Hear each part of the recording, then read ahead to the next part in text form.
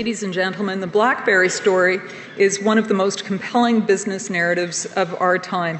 It's the story of how a struggling young tech company from Waterloo, Ontario, fought its way to the top of the brutally competitive handheld market by more or less inventing a whole new category of handheld device with its Blackberry device. That device turned us all into crackberry addicts and changed how the world communicated. In slightly more than a decade, the little company that could enjoyed meteoric growth and became an admired global giant with an astonishing $20 billion in sales. And the Blackberry became the device of choice for world leaders, rock stars, and working stiffs like me. But at the peak of its success, a number of factors weakened the company, eroded the market share of the Blackberry device, and triggered restructurings that saw the founders leave the company. Today, the company continues to evolve. Under new leadership, the company is reinventing itself as a software and security solutions provider, and thanks in large measure to Blackberry, Waterloo continues to be a vibrant technology hub. So we're not giving up on Blackberry yet, far from it. Still, there are lessons to be learned from the story I've just told, and our speakers today are here to help us better understand those lessons. Jim Balsillie was a central player in the Blackberry story. As you all know, Jim was the co-founder of Blackberry, and he served as its co-CEO until January 2012. He is the founder of the Centre for International Governance Innovation, the Canadian International Council, and the Balsillie School of International Affairs. Most recently, he has become a distinguished op-ed writer, having written a great piece that appeared in the Globe and Mail last month, so check it out if you haven't done that already. We're very fortunate that Jim has agreed to come to speak with us today to share what surely must be unprecedented experiences in the Canadian business world.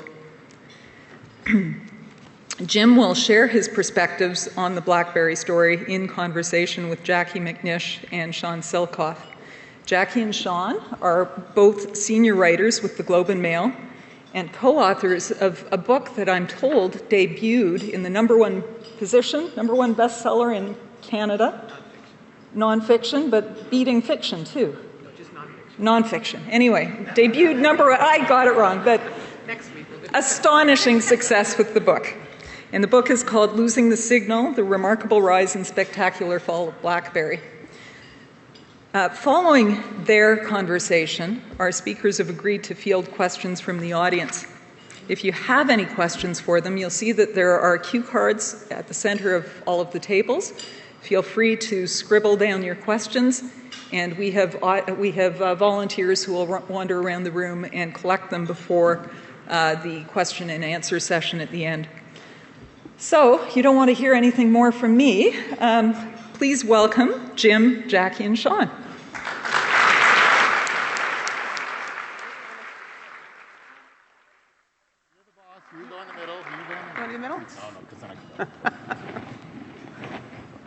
Where's Sean? There's Sean. I'll sit in the middle.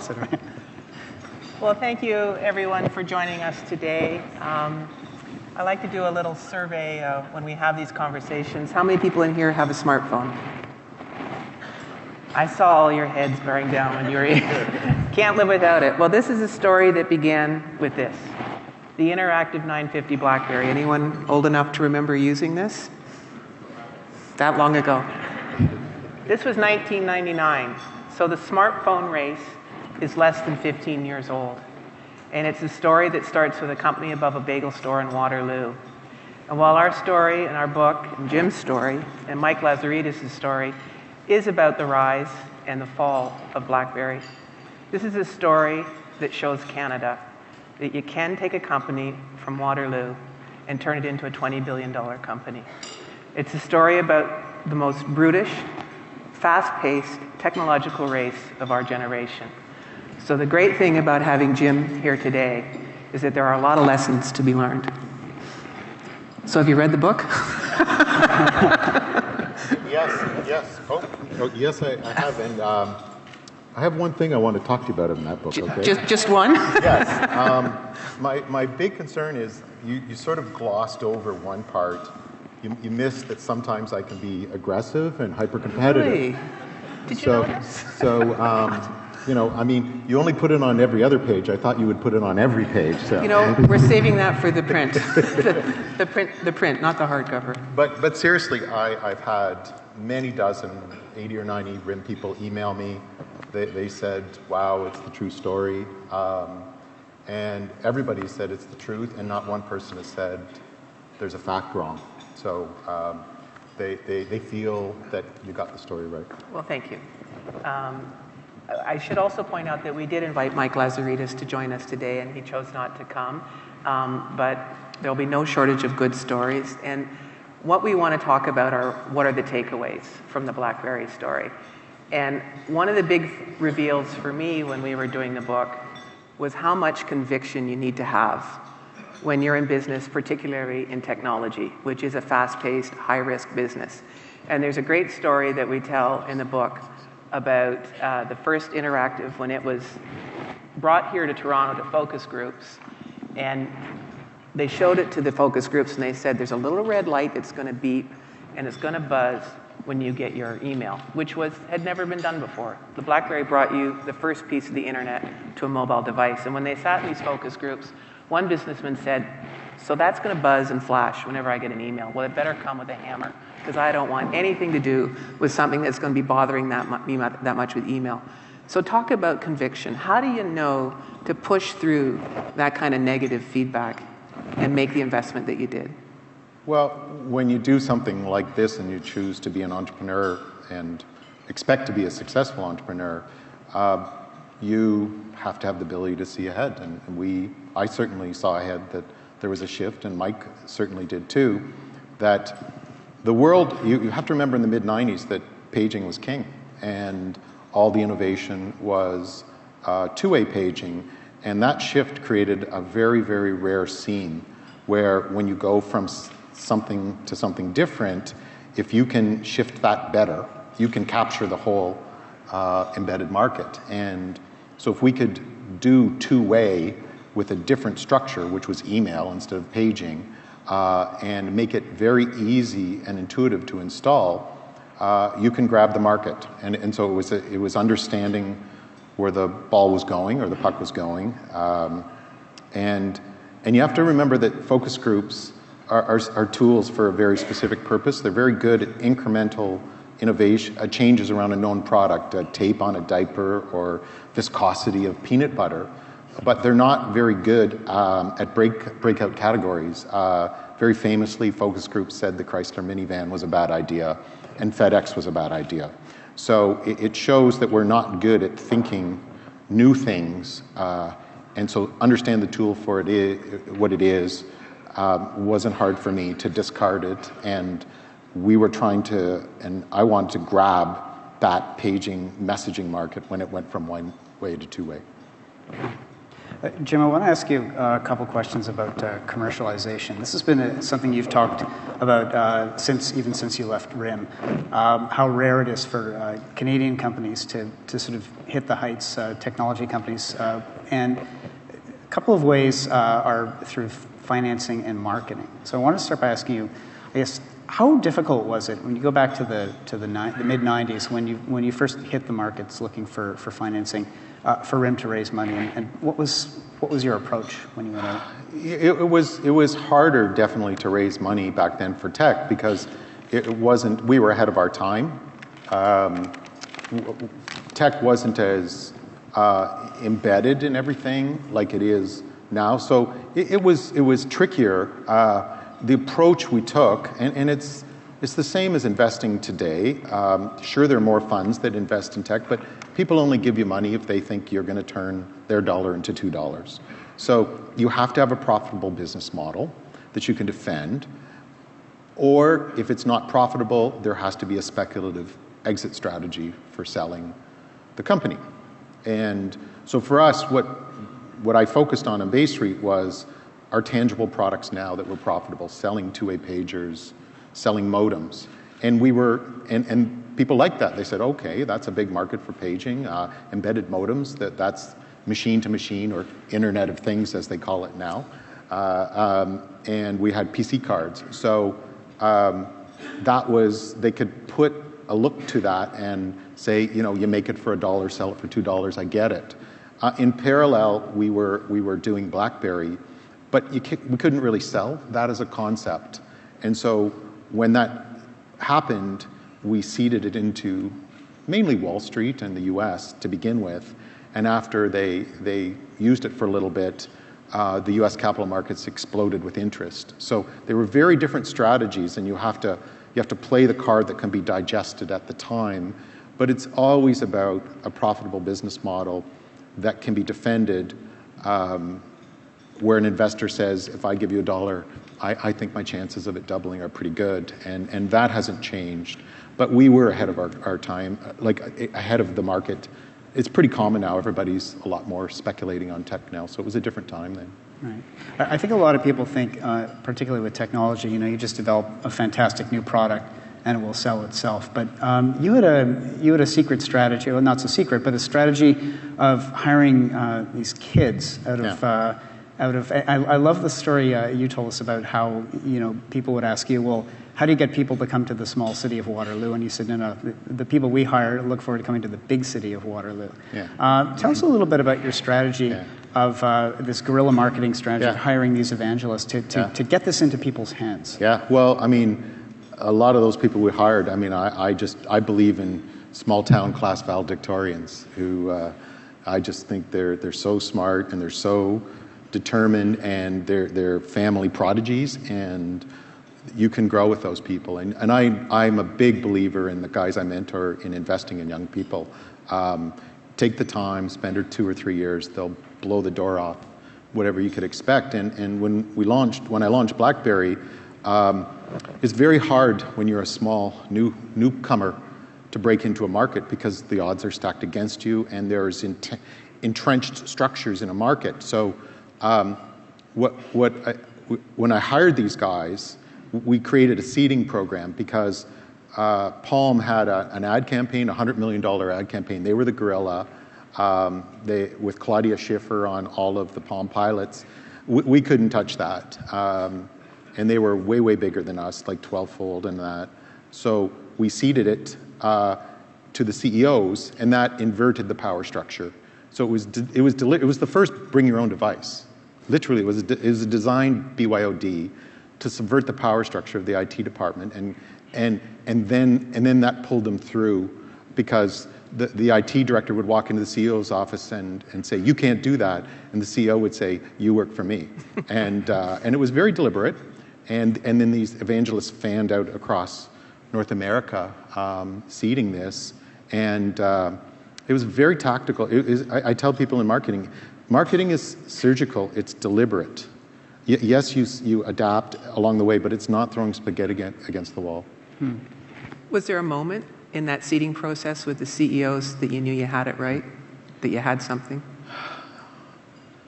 The time I knew we had something was when the CIOs and the IT directors were forced to install our servers. Then you're in the house. You're hard to get out. You're in, and you got the keys, and it's like, yes. And that created all kinds of other ways we could wedge on. So that was the time when I knew we had something big. We never rested on our laurels. It was an incredibly rushed ride. I mean, even when we were the fastest growing company in the world for 5 years, I never felt we were safe. We disrupted major players. We really knocked major incumbents badly. And you know that the disruptor can be the disruptee very, very quickly. So in tech, you got cycles, you got windows, you gotta make hay while the sun shines and grab as much market as you can, make as much progress and profits as you can, and know that there's another game. So that's how we did it.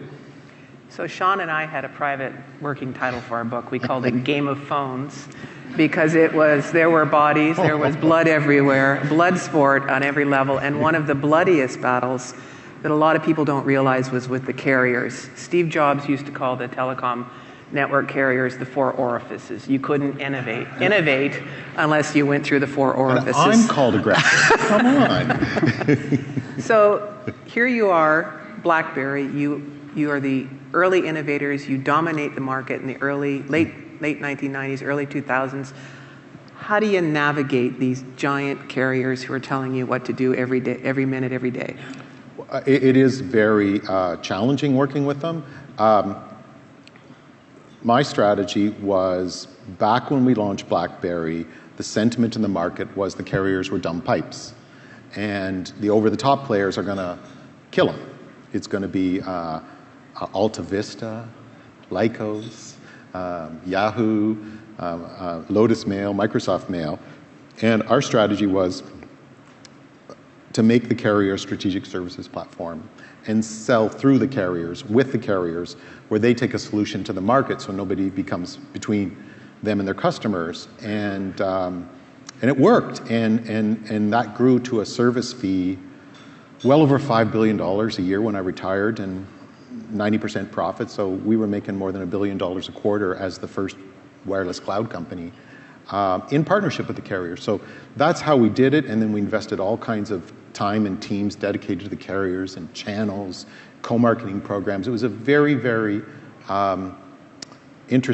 powerful relationship that, I had, I'm not a wallflower in negotiations. Really? And, but they said, you're difficult to deal with, Jim, but we know we can trust you. So, I mean, everybody always thinks $1 billion is better than in their pocket than in your pocket. So I just consider that business, but you never screw them.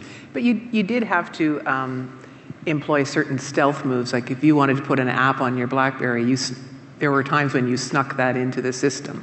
I mean, there's definitely an element of asking for forgiveness rather than permission. Yes.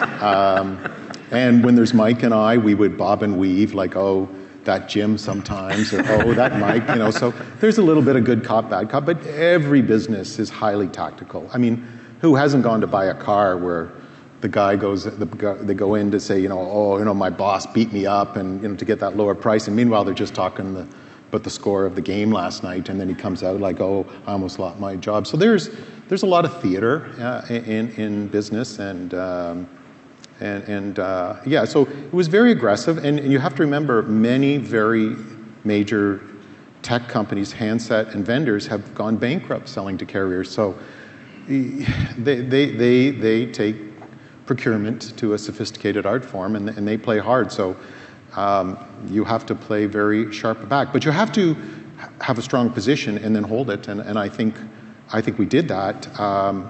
From the entry point and the investment and the extension, doing BBM, they were grumpy about that. Some of the apps they were grumpy about. Putting a browser in it, they were grumpy about that. But the sales kept getting bigger and they were making good money. So forgiveness always seemed to come a few days later, a month later. And it was all, we were just, lots to deal with, operationally incredibly demanding. It's the greatest rush you can imagine.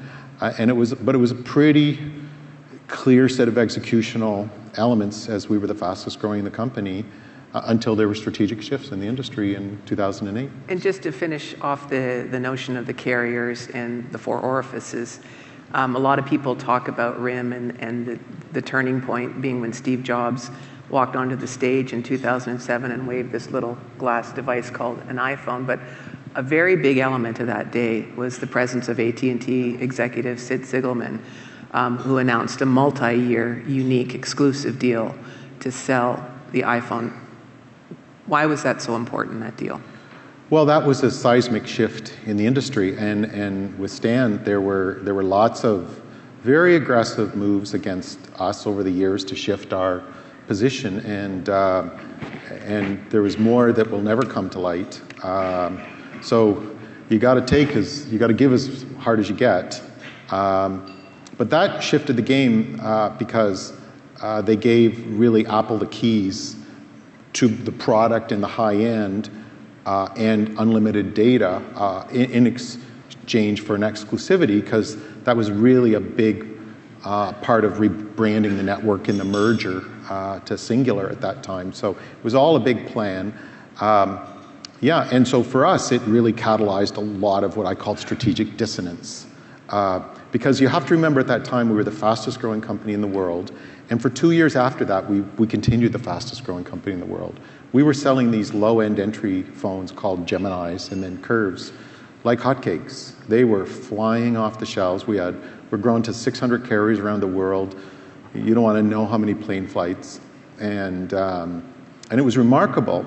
And so we were owning the low end, and they were all using BBM.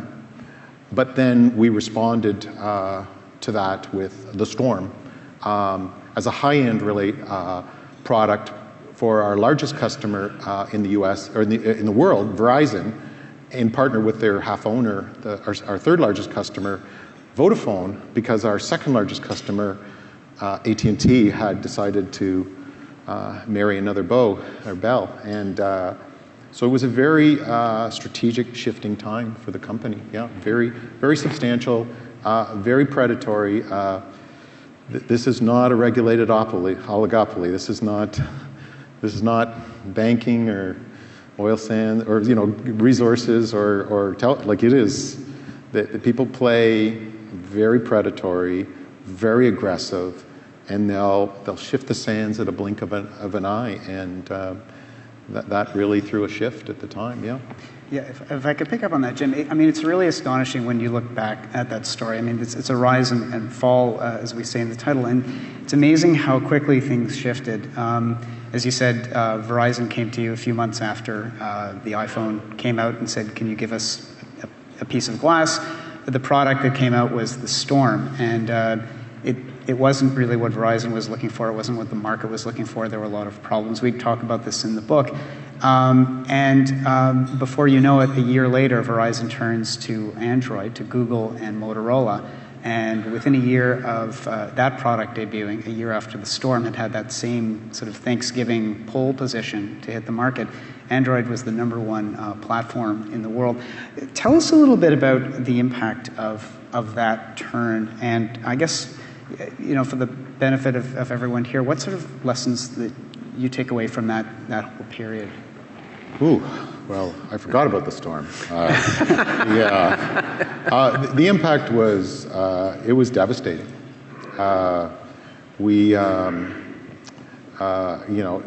Verizon was our largest customer in the world, and the product had 100% returns, and they fired us as a vendor.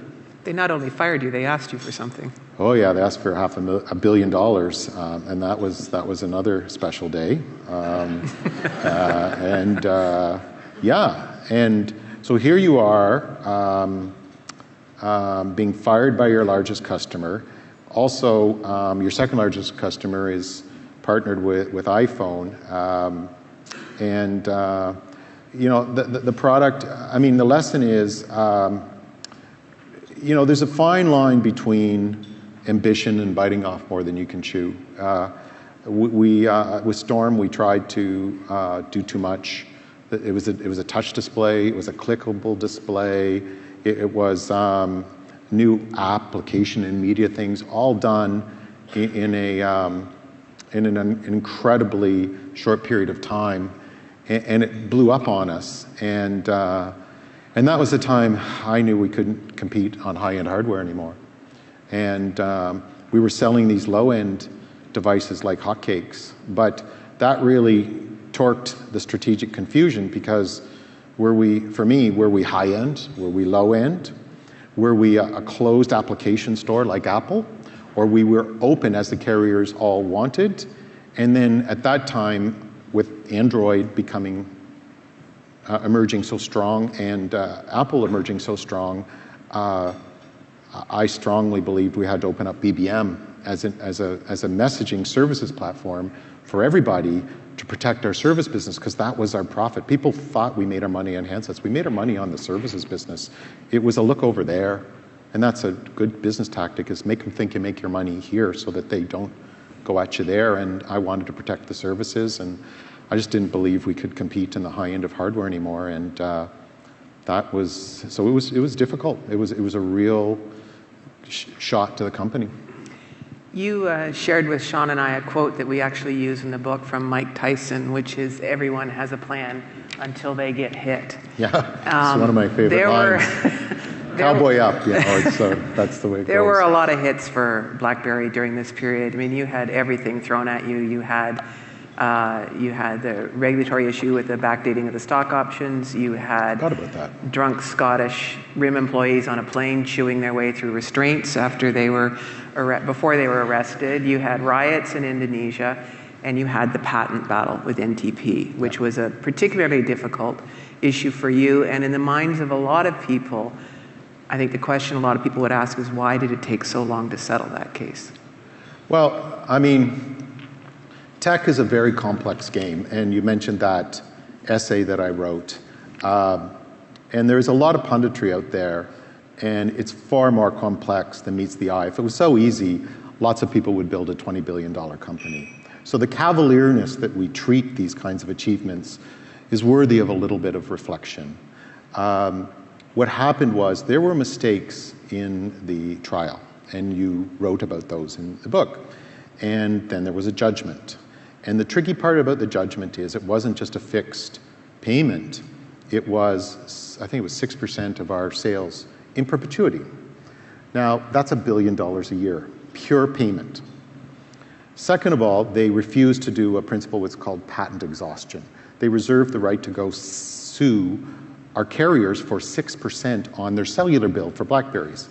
That's another $1 billion a year. So settling that deal was instant death for BlackBerry. Instant death, I guarantee you. But you've got a judge that says, if you don't settle, I'll pull the plug on you. And that's instant death. And my job is to give everybody confidence. So I am literally on half-hour calls all day with our top CIOs, our top carriers, our top investors, our employees, our suppliers. And I remember people saying, how do you do it? And my response is, what option do we have? And so you just play it out. And somebody's, there were people, it was a difficult time because I knew I was the leader of the company, and you're in a zone of death. And I didn't know what to do. And a couple very wise men who I know, very famous wise men, who were quiet mentors, said, just keep swinging. Just keep swinging. Don't show weakness. And that was not easy. And it took 2.5 years, and then we settled it. We paid a check for $600 million plus. The patent office had canceled the patents, but the court didn't give that acknowledgement. And you save the company by that. But any earlier settlement would have killed the company. There was no cause for settlement or celebration. You can't brag about it because you still got post-settlement motions and skirmishes and all that.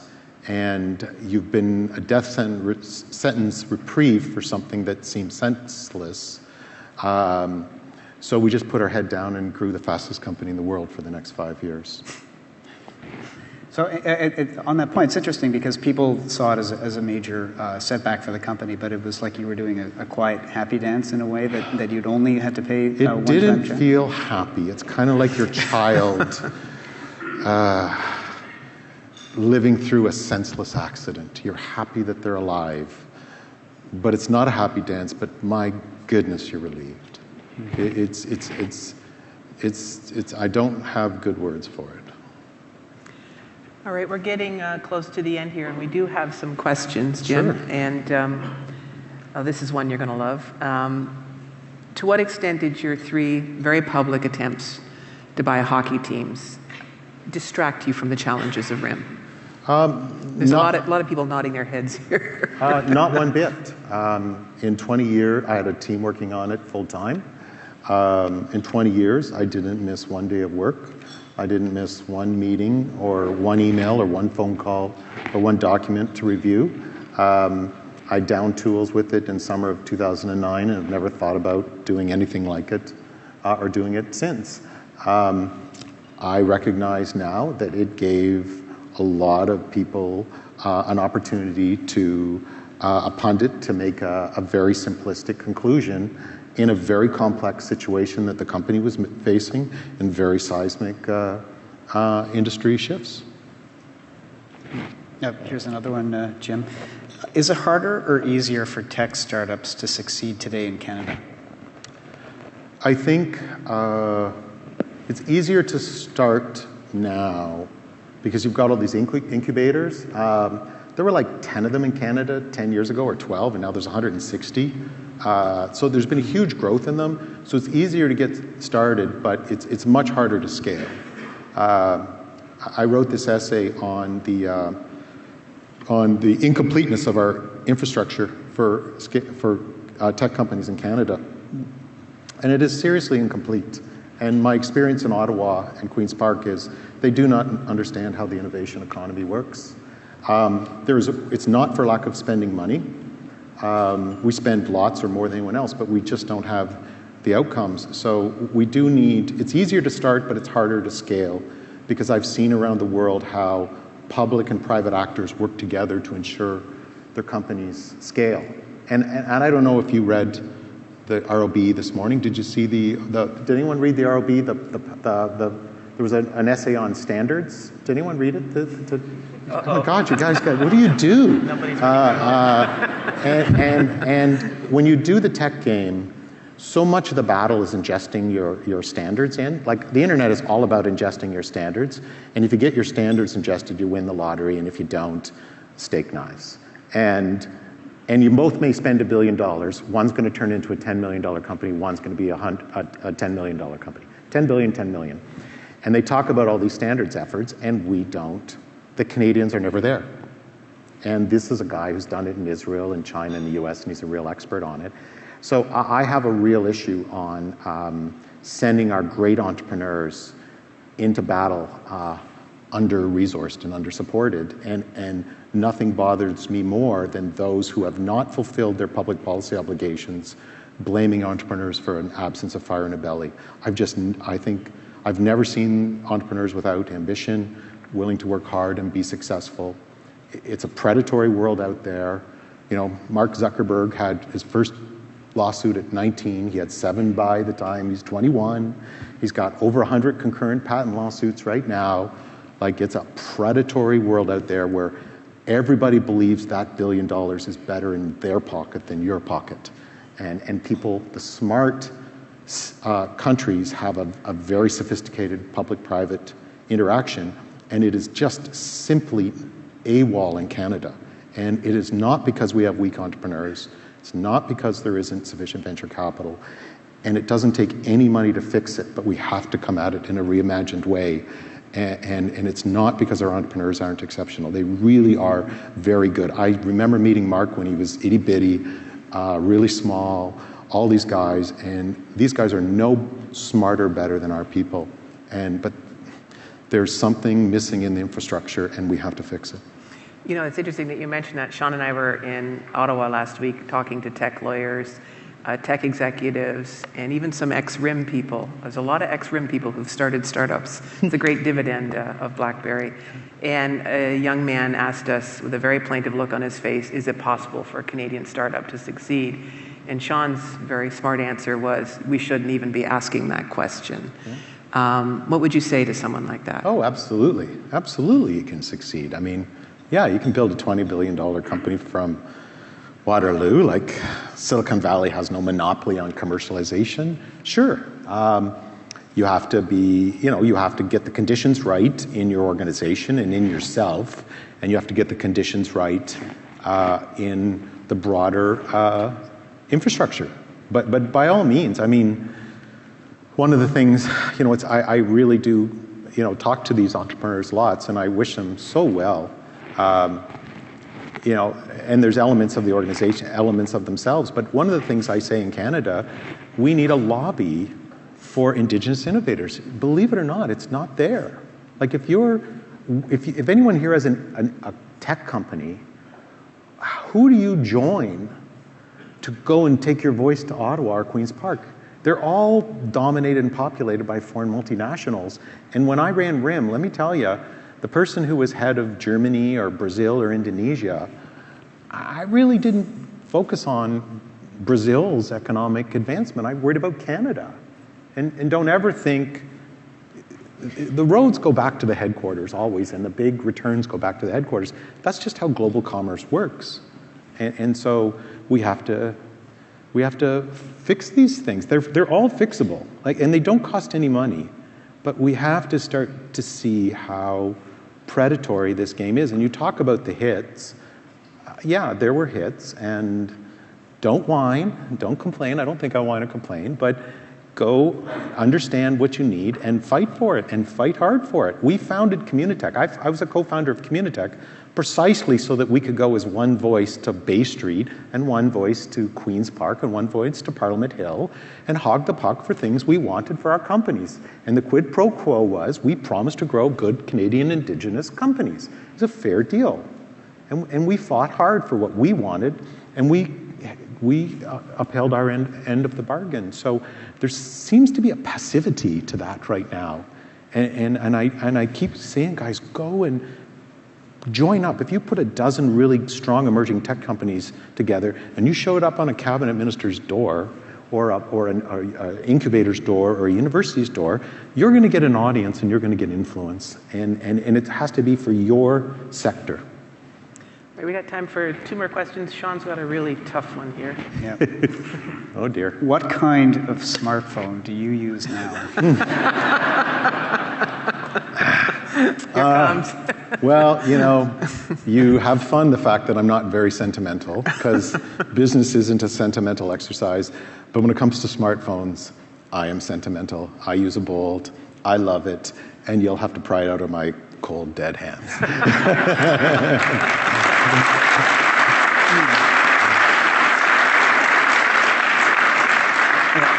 He even uses a playbook. I've seen it. So that's dedicated. Runs his music off the playbook. Read my newspapers on it. All right. Any final words? Yeah. I would like to say it was a real privilege to spend 20 years with Mike as a partner growing RIM. Just a world-class engineer in designing and developing Blackberry together. And it was such a great, I want to give such thanks to the people I work with. We worked so hard together. We were so tight. We left nothing on the table. We decided that we wanted to change the way the world communicates, and we achieved it. And it was, you just can't know how special that was to do that with people. We prospered mightily. We changed the world, and these people are doing amazing things around the world right now, startups and major things and companies. So that was just to have that experience. I'm so thankful, and also that BlackBerry is a thriving company. You've got thousands of people working very hard every day. They're profitable, and I think we all owe it to cheer them on. Thank you very much. Thank you. Okay, I'll just go back. We'll stay here. We'll just sit in there. Wow, that was great. Thank you very much. Jim, I just want you to know that when Eric Schmidt opened our season for us, he was asked the same question, and he pulled a BlackBerry out of his pocket. Yeah. So Eric Schmidt, exec chair of Google, uses a BlackBerry still. And there's a tough guy. Yeah, so thank you. Please welcome Mr. Mike White, President and CEO of IBK Capital Corp., to thank our speakers today.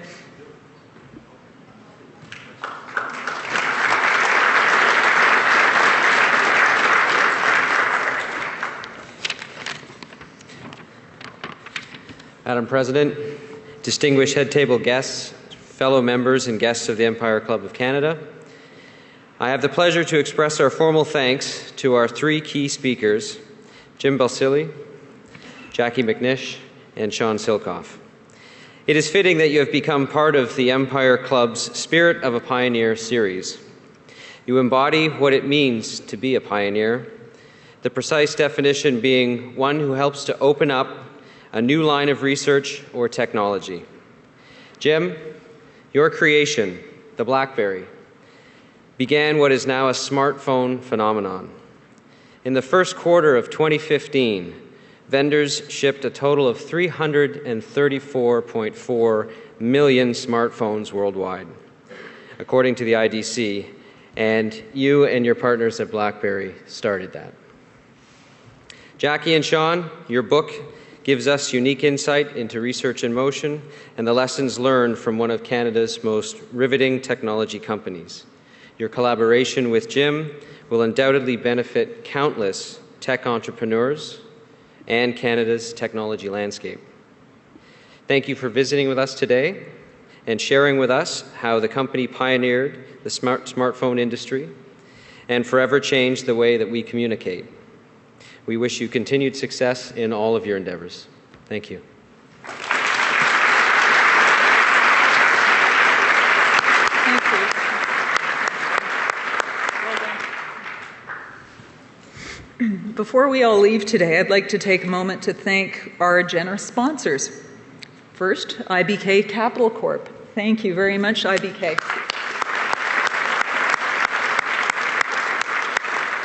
Just realizing it's a long list today, so maybe we should hold our applause until the end.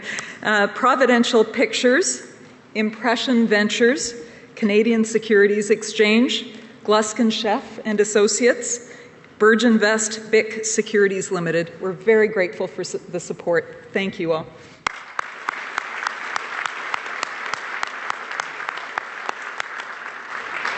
I'd also like to thank the National Post as our print media sponsor. This meeting will be broadcast on Rogers TV. Ladies and gentlemen, if you're thinking about coming to another event this season, you need to act fast. We only have 2 more events before we close for the summer, and they're doozies. We've got the Governor-General coming to speak to us on June 19th about what we are giving to Canada towards 2017. And on June 23rd, we've got Victor Dodig, CEO of CIBC, and he's going to be speaking to us about a topic that is near and dear to my heart, technology and banking. Money and technology, great topic. So please join us. If you would like to learn more about membership or our upcoming events, you can visit us online at www.empireclub.org. You can also follow us on Twitter at Empire_Club. Finally, just one little announcement. Jackie and Sean have very kindly agreed to stay on following the event to sign books. So there's a table set up outside, and feel free to visit them and have them sign the books that you have been given today, thanks to IBK Capital. Thank you. This meeting is now adjourned.